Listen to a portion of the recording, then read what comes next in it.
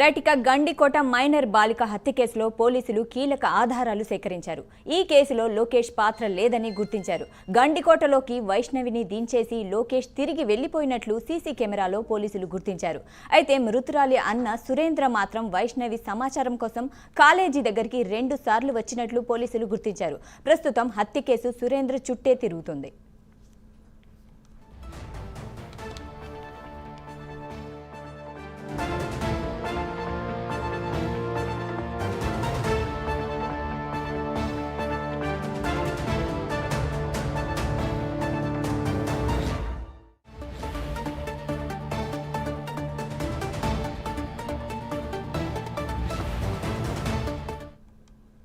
Gandikota minor బాలిక హత్య కేసులో పోలీసులు కీలక ఆధారాలు సేకరించారు. ఈ కేసులో లోకేష్ పాత్ర లేదని గుర్తించారు. గండికోటలోకి వైష్ణవిని దించేసి లోకేష్ తిరిగి వెళ్లిపోయినట్లు సీసీ కెమెరాలో పోలీసులు గుర్తించారు.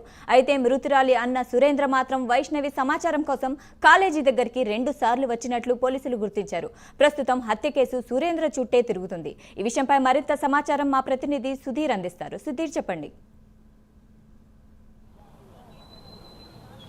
Good morning Shahida. ముఖ్యంగా చూసుకుంటే కనుక ఏదైతే గండికోటకు సంబంధించినటువంటి మైనర్ బాలిక హత్య కేసు సంబంధించి అయితే పోలీసుల చేతిలో కనుక కీలక సాక్ష్యాలు ఇప్పటికే వచ్చాయని చెప్పుకోవచ్చు. అయితే ముఖ్యంగా చూసుకుంటే కనుక ఇటీవల కాలం 15వ తేదీ కూడా పూర్తిస్థాయిలో కూడా ఎవరైతే అటు లోకేష్ అటు వైష్ణవి ఇద్దరు కూడా పూర్తిస్థాయిలో కూడా ఏదైతే గండికోటకు కూడా వెళ్ళడం జరిగింది. ఈ నేపథ్యంలో కూడా ఏదైతే గండికోట పార్కింగ్ ప్రదేశంలో కూడా పూర్తిస్థాయిలో వీళ్ళిద్దరు కూడా సీసీ ఫుటేజ్లో కనపడడం జరిగింది. దాని తరంతరం కూడా లోకేష్ అయితే కనుక ఎవరైతే వైష్ణవిని ఏదైతే గండికోట ప్రధాన ద్వారం దగ్గర వదిలి ఆమెను కూడా వెళ్ళిపోవడం జరిగింది. ఆమె వెళ్ళిపోయిన తర్వాత దాదాపుగా మధ్యాహ్నం 12 గంటల సమయంలో ఆమె అయితే కనుక పూర్తి స్థాయిలో అయితే కనుక ఒంటి మీద నగ్నంగా బట్టలు లేకుండా కూడా శవం అయితే తెలియని ఘటన అయితే కనుక కలకలం రేపిందని చెప్పుకోవచ్చు. ఈ నేపథ్యంలో కూడా ఒంటిమిట్ట అటు ఏదైతే జమ్మలమడుగు పోలీసులు కూడా పూర్తిస్థాయిలో కేసును ఛేదించారని చెప్పుకోవచ్చు. పూర్తిస్థాయిలో ఇప్పటికే పోలీసుల చేతిలో కూడా కీలక సాక్ష్యాలు కూడా ఉన్నాయని చెప్పుకోవచ్చు.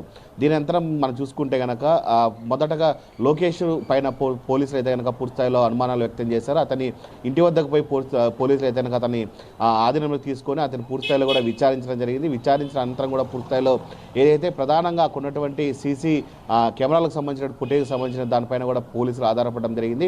ముఖ్యంగా చూసుకుంటే కనుక లోకేష్ దాదాపుగా 9 గంటల 40 నిమిషాలకు ఎవరైతే వైష్ణవిని గండికోట ప్రధాన ద్వారం వదిలిపెట్టి దాదాపుగా 5 నిమిషాల పీరియడ్లోనే వెనక్కి రావడం జరిగింది.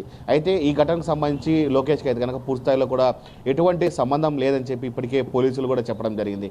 మరోపక్క వేరే కోణంలో కూడా పోలీసులు అయితే కనుక ఏదైతే దీనికి సంబంధించిన కేసుకు సంబంధించిన దానిపైన కూడా మళ్ళీ లోతుగా వెళ్ళడం జరిగింది. ఈ నేపథ్యంలో కూడా పోలీసులకు అయితే కనుక పూర్తిస్థాయిలో కుటుంబ సభ్యులపైనే పూర్తిస్థాయిలో కూడా ఖచ్చితంగా అనుమానం వ్యక్తం చేస్తున్న పరిస్థితి అయితే ఉంది.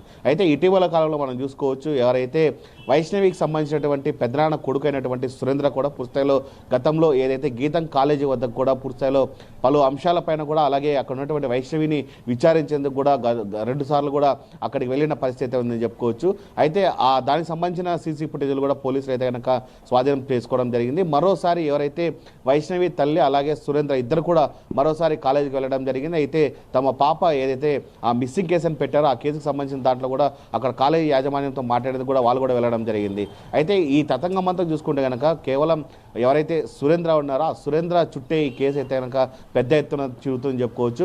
అయితే మొదట్లో మనం చూసుకుంటే కనుక పోలీసులు అయితే కనుక ఖచ్చితంగా ఇది హత్యాచార ఘటన అని పోలీసులు అయితే చెప్పడం జరిగింది. అయితే ఏదైతే కీలక అంశాలు అలాగే సాక్ష్యాలను పరిశీలించిన దాన్ని బట్టే కూడా ఖచ్చితంగా వైష్ణవిది హత్య అని నిర్ధారించడం జరిగింది. అయితే ప్రధానంగా మనం చూసుకోవచ్చు ఎవరైతే లోకేష్ వదిలిపెట్టిపోయిన తర్వాత కూడా 12:30 తర్వాత కూడా పూర్తిస్థాయిలో 12:40 నిమిషాలు కూడా పూర్తిస్థాయిలో కూడా ఎవరైతే సురేంద్ర కూడా గండికోటలోకి వెళ్ళడం జరిగింది.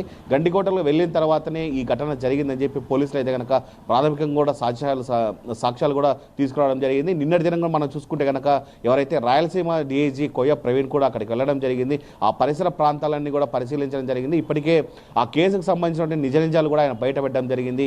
ముఖ్యంగా చూసుకుంటే కనుక ఈ కేసులో లోకేష్కు ఎటువంటి సంబంధం లేదు. ఖచ్చితంగా కుటుంబ సభ్యులపైన మేము అనుమానపడుతున్నాము. ఖచ్చితంగా వాళ్ళైతే కనుక అరెస్ట్ చేస్తాము. నిన్న రాత్రి 9 గంటల సమయం సమయంలో కూడా మీడియా సమావేశం నిర్వహిస్తామని చెప్పి పోలీసులు కూడా చెప్పడం జరిగింది. అయితే మొత్తంగా చూసుకుంటే కనుక పోలీసులకు ఇప్పటికీ ఇంకా కొన్ని సాక్ష్యాధారాలు సేకరించాల్సిన పనిలో పడి నిన్నటి మీడియా సమావేశం రద్దు చేయడం జరిగింది. అయితే ఇవాళ 3వ రోజు కూడా పూర్తిస్థాయిలో అయితే కనుక మనం చూసుకుంటే కనుక వైష్ణవి కేసు అయితే కనుక ట్విస్టుల మీద ట్విస్టులకు వెళ్తుందని చెప్పుకోవచ్చు. ఈ కేసుకు సంబంధించి ఎవరు ప్రధాన నిందితులు అనే దానిపైన కూడా సర్వత్రా ఉత్కంఠని చెప్పుకోవచ్చు. మనం చూసుకోవచ్చు ఇవాళ సాయంత్రం లోపల దాదాపుగా మీడియా సమావేశాన్ని నిర్వహించి వైష్ణవి కేసుని అయితే కనుక పూర్తిస్థాయిలో క్లోజ్ చేసే పనిలో పోలీసులు ఉన్నారని అయితే మనం చెప్పుకోవచ్చు. Shahida. Right, thanks for the update Sudheer.